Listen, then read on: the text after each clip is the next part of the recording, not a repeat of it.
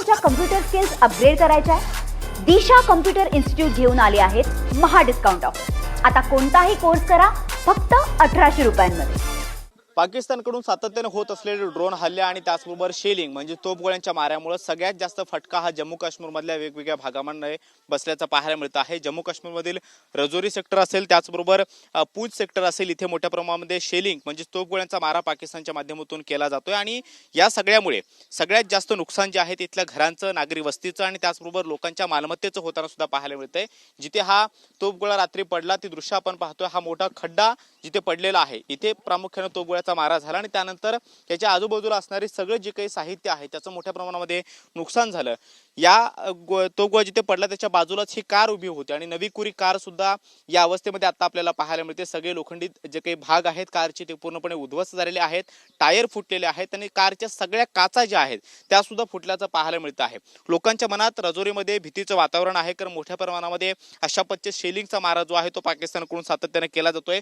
बहुतांश हल्ले हे पाकिस्तानच्या हद्दीतून होणारे भारताकडून रोखले जात आहेत, मात्र तरी सुद्धा ज्या भागामध्ये अशा पद्धतीचे हल्ले होत आहेत तिथे मोठं नुकसान जे आहे ते सुद्धा पाहायला मिळतंय। या पाठीमागच्या बाजूला आपण पाहतोय ही खोली या ठिकाणी होती, ती सुद्धा या खोलीची भिंत पूर्णपणे पडलेली आहे। या तोफगोळ्याच्या माऱ्यामुळे इथल्या आतमधलं सामान जे आहे ते सुद्धा अस्तव्यस्त पसरलेले आहे आणि लोखंडी दरवाजे जे गज होते ते सुद्धा तुटून आतपर्यंत या सगळ्या शेलिंगचे म्हणजे तोफगोळ्याचे जे काही छर्रे आहेत त्या आजूबाजूला पसरले आणि त्यामुळे इथल्या सगळ्या मालमत्तेचं मोठ्या प्रमाणामध्ये नुकसान झाल्याचं कळतंय।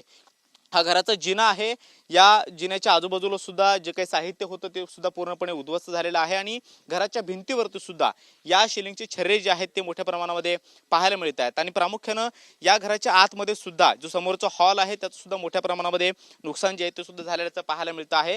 या सगळ्या परिसरामध्ये आता लोकांनी रात्रभर जे धमाके ऐकलेत, जो आवाज ऐकला ते पाहता घरातून सहसा कोणी बाहेर पडत नाहीये। संपूर्ण रजौरीमधली वेगवेगळी गावं जी आहेत ती पूर्णतः लॉकडाऊन स्वरूपामध्ये पाहायला मिळतात आणि ज्या घराच्या बाहेर हा शेलिंग जे पडलं किंवा तोफगोळ्याचा मारा झाला त्याच्या आतली दृश्य आपण पाहतोय की हॉल पूर्णपणे उद्ध्वस्त झालेला आहे, आतलं सगळं सामान सुद्धा पूर्णपणे विखुरलेल्या अवस्थेमध्ये पाहायला मिळते।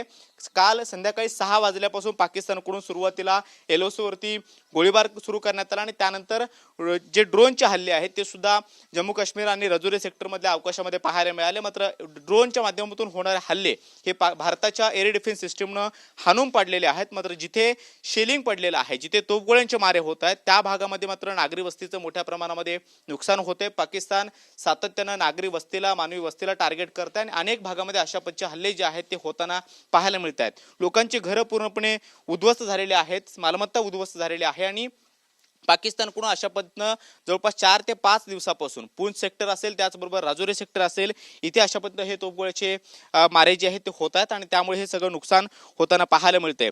ज्यांच्या घरावरती हा तोफगोळा पडला आणि ज्यांची कार त्याचबरोबर इतर सगळं साहित्य जे उद्ध्वस्त झालेलं आहे त्यांच्याशी आपण बोलणार आहोत। रात को कितने बजे हुआ ये सब? सुबह 5 बजे।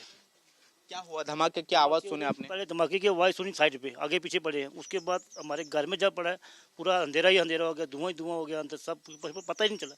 हमने बच्चों को सिर्फ अंदर किया, बाकी कुछ नहीं देखा हमने। कितने बजे बाहर आए आप ये सब देखने के लिए? ये 5:45 बजे, वो भी ऐसे छुप छुप कर देखा है, लेकिन जब लाइट खुली है उसके बाद ही आए। डर लग रहा था क्योंकि कई जगहों पे ऐसे शेलिंग गिर रहे थे। बहुत ज़्यादा गिरे थे, इतने गिरे थे इतना कोई साथ नहीं। क्या क्या नुकसान हुआ? हम देख रहे हैं कि आपकी कार भी यहाँ पे थी पार्किंग में, कार का भी बुरी तरह से नुकसान हुआ है, गेट पूरी तरह से टूटा हुआ है, अंदर के हॉल में भी कई सारे जो मटेरियल है, गेट मैन गेट सब टूट गए, सब गाड़ी खत्म हो गई, गेट मैन खत्म हो गया पूरा। जितना देख रहे हो आप नुकसान पूरा जितना भी है। कितने लोग रहते हैं आप घर में? हम तो 5-6 आदमी हैं। किसी को लगा नहीं कुछ? किसी को लगा, किसी को नहीं। आपण पाहतोय की घरातील सदस्यांना काही एक झालेलं नाहीये, त्यांना आतमध्ये सुखरूप हलवण्यात आलेलं होतं। मात्र जेव्हा आवाज आले तेव्हा बाहेर येऊन पाहिल्यानंतर ही सगळी अवस्था पाहायला मिळाली। पुन्हा एकदा ज्या कारच्या बाजूला हा तोफगोळा पडला आणि ज्या कारचं मोठ्या प्रमाणामध्ये नुकसान झालेलं आहे ती कार आपण दाखवतो आहोत। ह्या कारचं या शेलिंगमुळे म्हणजे तोफगोळ्याच्या हल्ल्यामुळे अशा पद्धतीने नुकसान झाल्याचं पाहायला मिळत आहे। संपूर्णतः गेट इथले तुटलेले आहेत, घराचं मोठ्या प्रमाणामध्ये नुकसान झालेलं आहे आणि या सगळ्या भागामध्ये अशा पद्धतीनं सातत्यानं पाकिस्तानकडून जम्मू काश्मीरच्या पूंछ राजौरी सेक्टरमध्ये हल्ले होताना पाहायला मिळतात। ड्रोनच्या माध्यमातून होणारे हल्ले हाणून पाडण्यात येत असले तरी मात्र शेलिंग म्हणजे तोफगोळे जे आहेत ते वेगवेगळ्या भागामध्ये मानवी वस्तीमध्ये पडतात आणि त्यामुळे मोठ्या प्रमाणामध्ये लोकांच्या घरांचं त्याचबरोबर इथल्या मालमत्तेचं नुकसान होताना पाहायला मिळतं आहे। कॅमेरामन रोहन पवार सोबत मी कृष्णा सोनारवडकर, TV9 मराठी, रजौरी, जम्मू काश्मीर। मला तुमच्या कम्प्युटर स्किल्स अपग्रेड करायच्या आहे? दिशा कम्प्युटर इन्स्टिट्यूट घेऊन आले आहेत महा डिस्काउंट ऑफर। आता कोणताही कोर्स करा फक्त 1800 रुपयांमध्ये।